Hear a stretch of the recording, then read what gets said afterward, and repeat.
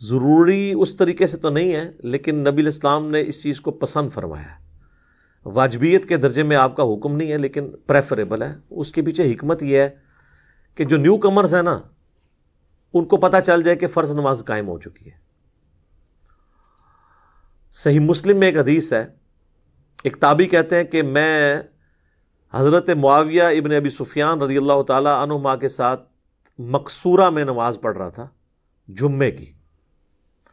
مقصورہ یعنی ان کے محل کا ایک کمرہ تھا، انہوں نے سیکیورٹی ریزنز کی وجہ سے نا مسجد کے ساتھ ایڈجسنٹ ایک کمرہ بنوایا ہوا تھا، وہ نماز اسی کمرے میں پڑھتے تھے۔ تو وہاں پہ کہتے ہیں میں نے نماز پڑھی، تو جیسے ہی میں نے سلام پھیرا نا، تو میں نے سلام پھیرنے کے بعد وہیں پہ کھڑے ہو کے جمعے کے بعد والی جو 4 سنتیں ہیں وہ ادا کرنا شروع کر دی۔ تو جب میں گھر چلا گیا تو میرے پیچھے حضرت معاویہ نے ایک قاصد بھیجا اور انہوں نے کہا کہ یہ جو تم نے آج عمل کیا ہے نا، یہ آئندہ نہ کرنا، کیونکہ اللہ کے نبی علیہ السلام ہمیں منع فرماتے تھے اس بات سے کہ ہم جہاں پر فرض نماز پڑھیں وہیں پر اسی وقت بغیر کسی سے گفتگو کیے ہوئے اور بغیر وقفہ کیے ہوئے، بغیر جگہ بدلے ہوئے نفلی نماز یعنی سنت مؤکدہ پڑھنا شروع کر دیں۔ اللہ کے نبی علیہ السلام اس سے ہمیں منع فرمایا کرتے تھے۔ تو اچھا، اس سے ایک یہ بھی بات پتہ چلی کہ انہوں نے ایٹ دا اسپاٹ ان کو نہیں روکا۔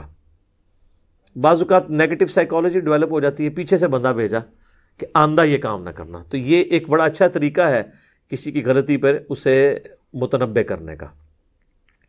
دوسرا، انہوں نے یہ بھی بتا دیا کہ نبی علیہ السلام اس چیز کو پسند فرماتے، جگہ آپ بدلیں ضرور، لیکن جگہ بدل کے آپ ایسی جگہ پہ نہ کھڑے ہو جائیں کہ لوگ آپ کے آگے سے گزریں، پھر آپ گناہ گار ہوں گے۔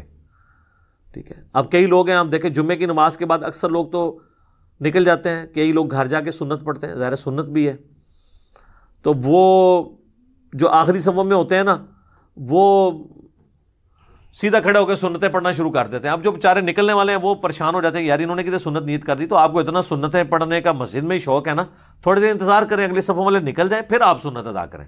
ادروائز کسی سترے کے آگے کھڑے ہو کے کریں تاکہ آگے سے لوگ گزر سکیں، ورنہ تو پرابلم کھڑی ہو جائے گی۔ اور اس میں آپ کو بتاؤں گناہ گار آپ بھی ہوں گے، کیونکہ آپ نے ایسا موقع فراہم کیا ہے کہ لوگ آپ کے آگے سے گزریں۔ آپ نے کیوں کیا ایسا؟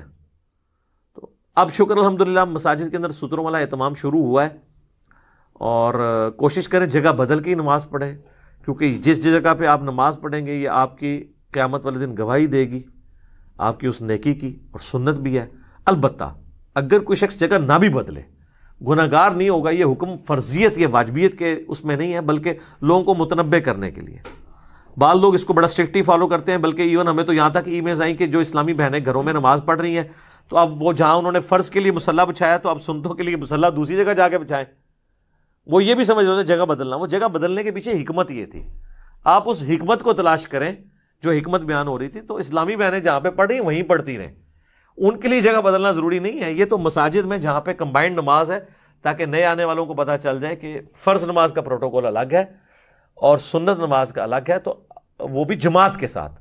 یا گھروں میں تو جماعت اس طرح نہیں ہو رہی ہوتی، پھر بھی اگر آپ کو شوق ہے تو آپ ضرور جگہ بدل لیں۔